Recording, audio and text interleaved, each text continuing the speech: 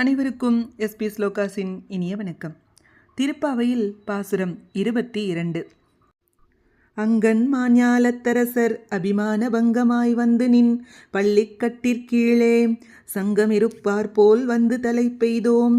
கிங்கினி வாய்ச்செய்த தாமரை பூ போலே செங்கன் சிறிதே எம்மேல் விழியாவோம்.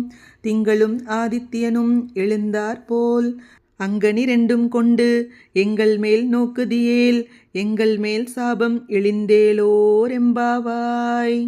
பாசுரத்தின் பொருள்: கண்ணா, எங்களை விட உயர்ந்த வீரர்கள் இருக்கிறார்களா என தங்களை பற்றி பெருமையடித்து கொண்டவர்களும் இந்த பரந்த பூமியை ஆட்சி செய்தவர்களுமான அரசர்கள் மிகுந்த பணிவுடன் உன் பள்ளி கொண்டுள்ள கட்டிலை சுற்றிலும் சத்சங்கத்துக்கு வந்த பக்தர்கள் போல் காத்து நிற்கிறார்கள்.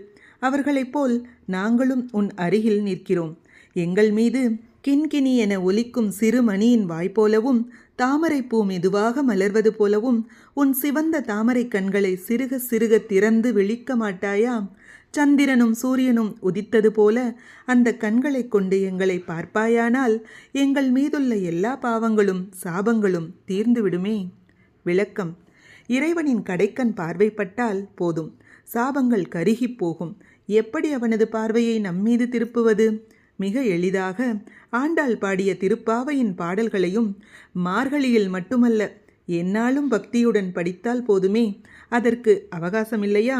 அவள் சொல்லியிருக்கிறாளே, இந்த பாவையில் கோவிந்தா, விக்ரமா போன்ற எளிய பதங்களை அவற்றை சொன்னாலே போதுமே, அவனது பார்வை பட்டுவிடும்.